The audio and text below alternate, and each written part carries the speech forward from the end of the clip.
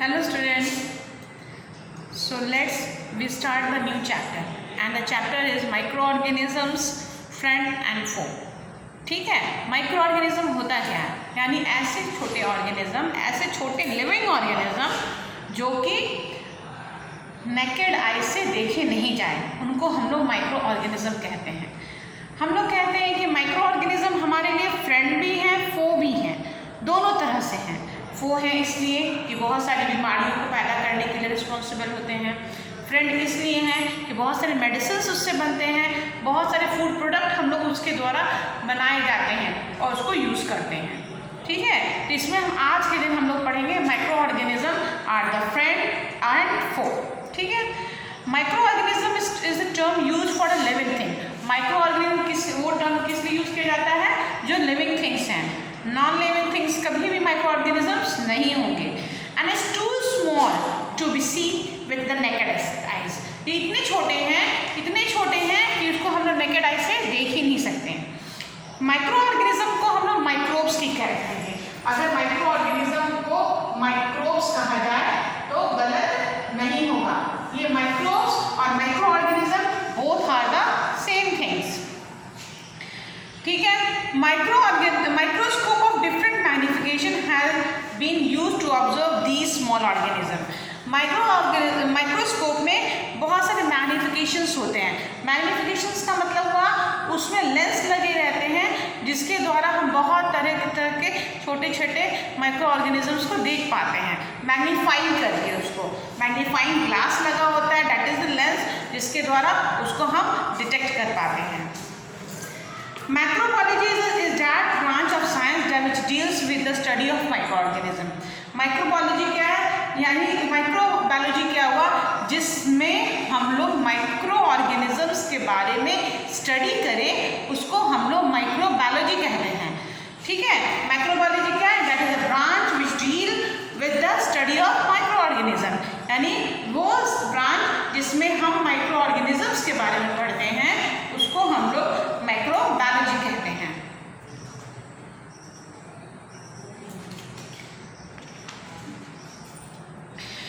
हमारे यहाँ micro organism को 4 भागों में बांटा गया है।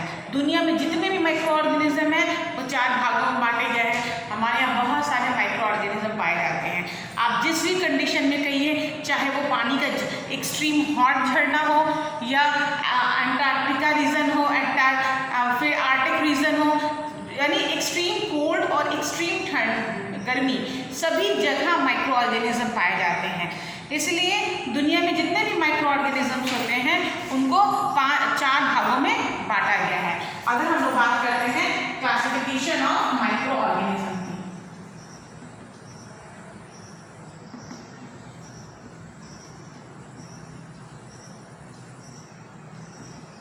Micro classification of micro organism की। ठीक है, माइक्रो ऑर्गेनिज्म को हम लोगों ने 4 भागों में बांटा है।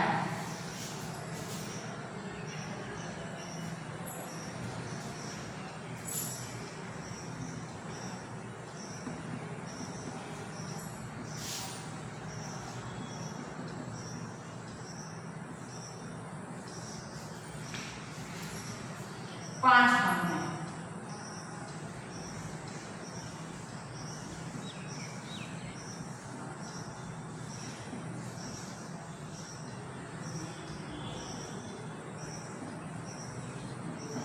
हमने पूरे माइक्रो ऑर्गेनिज्म का हम क्लासिफिकेशन करते हैं तो पूरे माइक्रो ऑर्गेनिज्म को 5 भागों में बांटा गया है। That is the bacteria, virus, algae, fungi and protista. ये 5 भागों में बांटा गया है। जो माइक्रो ऑर्गेनिजम्स होते हैं, या अगर उसमें मेनली आता है, ये 5 चीज़ें आती हैं। तो ये जो चीज़ें होती हैं ये जनरली हमेशा सिंगल सेल्ड होंगे। आप लोग सेल सब पढ़ाया है ना मैंने आपको, सेल क्या होता है? पहले मैं आपको सेल बताती हूँ क्या होता है। अगर हम हमारा जो शरीर है वो सेल से बना हुआ है।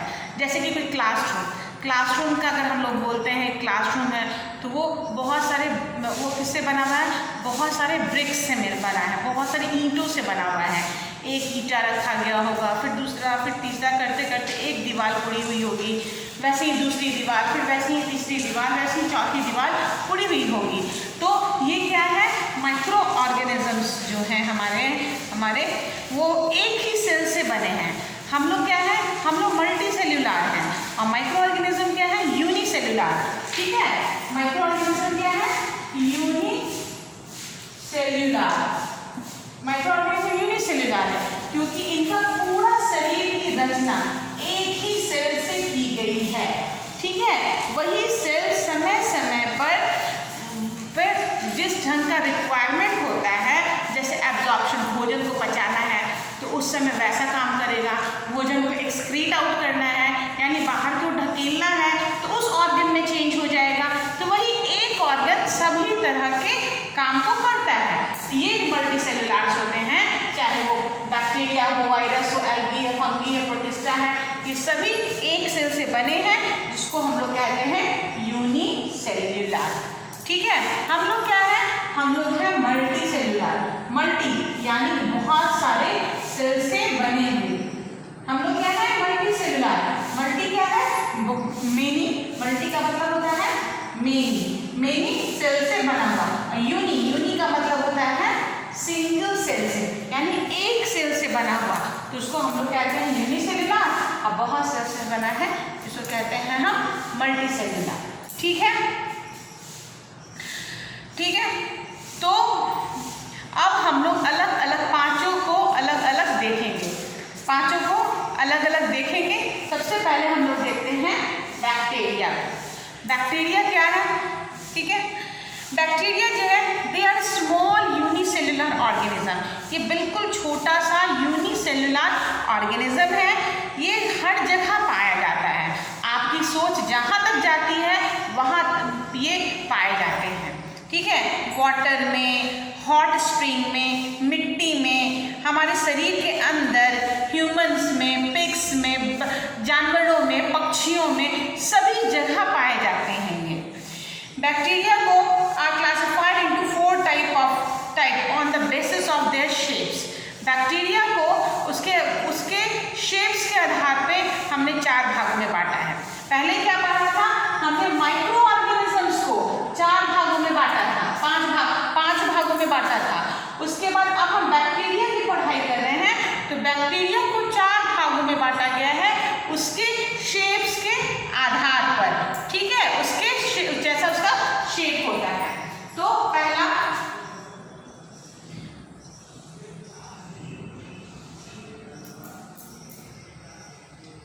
बैसिली,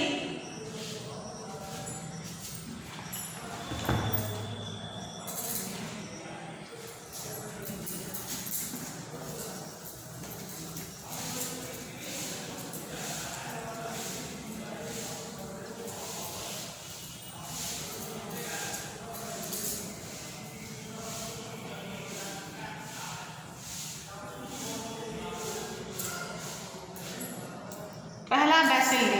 अब हम बैक्टीरिया का डिवीजन कर रहे हैं। Bacteria according to their shape, bacteria is divided into 4 group. सबसे पहला है बैसिली।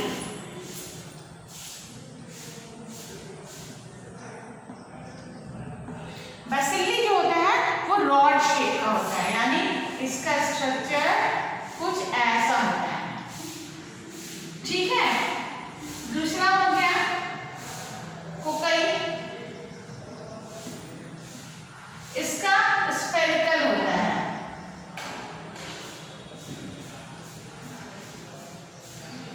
इसका स्फेरिकल होता है। तीसरा है स्पाइरल। इसका कुछ ऐसे रहता है।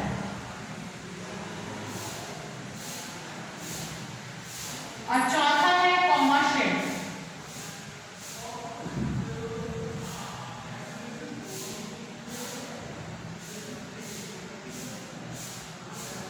कुछ इस ढंग से पाया जाता है। ठीक है, कॉमा शेप कुछ इस ढंग से पाया जाता है। बैक्टीरिया को हम लोगों ने 4 भागों में बांटा है जो कि इसके अकॉर्डिंग टू देयर शेप्स।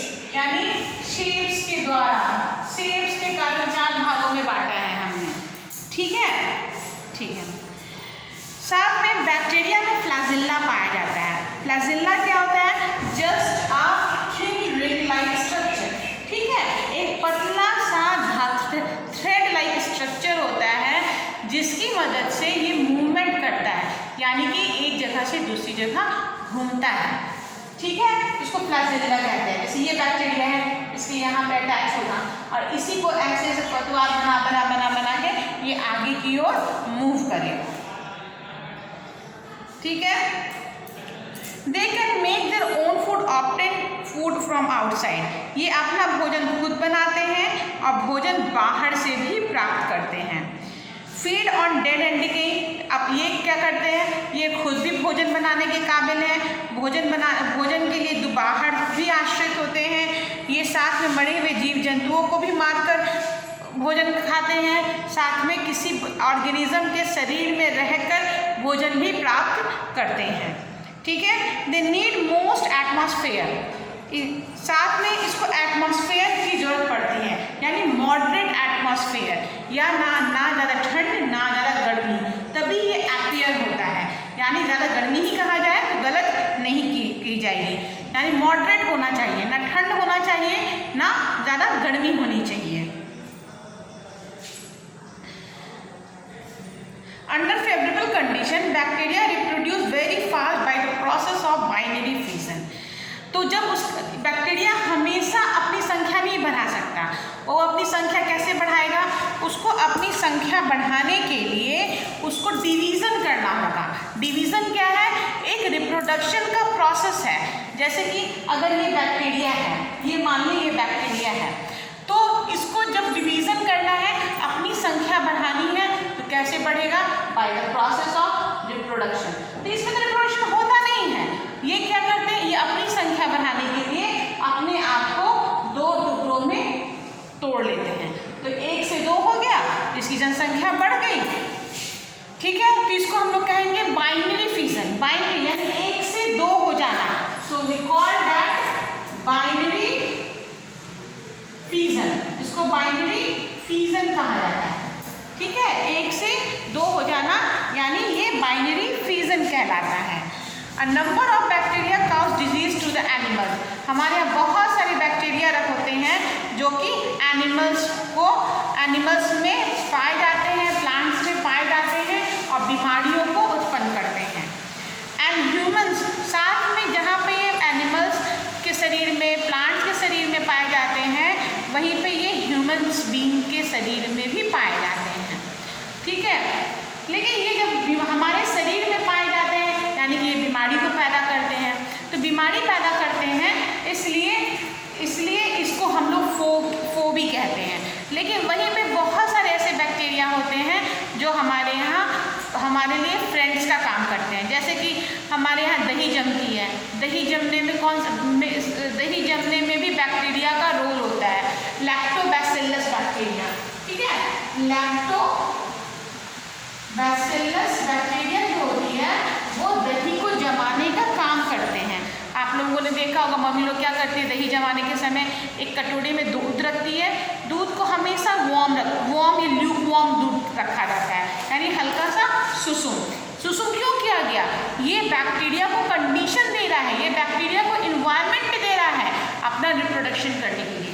साथ में थोड़ा सा जामन यानी कि जोरन डालती है, दही थोड़ा सा डाल देती है, तो वो दही में क्या है, वो दही क्या है, वो बैक्टीरिया है उसमें। और ये जो लूप वार्म किया गया जिससे उसको गर्मी मिली, मॉडरेट टेम्परेचर मिला, और वो अपना डिवीज़न करना स्टार्ट किया। किस डिवीज़न के द्वारा? बाइनरी फिजन के द्वारा। तो उसकी संख्या फटफट बढ़ गई। तो सुबह जमाते हैं थोड़ी सी दही डाल के, शाम को देखते हैं कि एक भड़ कटोरा दूध था तो भड़ा हुआ कटोरा दही बन गया है। तो कैसे बन गया है? ये बना है लैक्टोबैसिलस बैक्टीरिया के द्वारा बना है, ठीक है। वहीं पे राइजोबियम बैक्टीरिया भी एक होता है जो दलहन का पेड़ यानी जो दाल के पेड़ होते हैं, चना, मूंग, मसूर, मटर, ये सब के पेड़ की जड़ों में पाए जाते हैं। ये नाइट्रोजन फिक्सेशन का काम करते हैं, यानी कि प्लांट्स को नाइट्रोजन पहुंचाने का काम करते हैं, ठीक है। साथ में हमारे यहाँ कुछ फो बैक्टीरिया भी होते हैं, वो जैसे टाइफाइड, ट्यूबरकुलोसिस, कॉलेरा, ये सब जो बीमारियाँ होती हैं हमारे यहाँ, ये सब बैक्टीरिया के द्वारा ही फैलती हैं। ये सब बीमारियाँ कैसे होती हैं? ये सब जब हमारे शरीर में बैक्टीरिया प्रवेश करता है तब कॉलरा होता है, तब टाइफाइड होता है, तब ट्यूबरकुलोसिस होता है। ठीक है, तो ये हुआ आज के लिए बैक्टीरिया। नेक्स्ट डे हम लोग पढ़ेंगे वायरसेस। ठीक है, नेक्स्ट डे वायरसेस।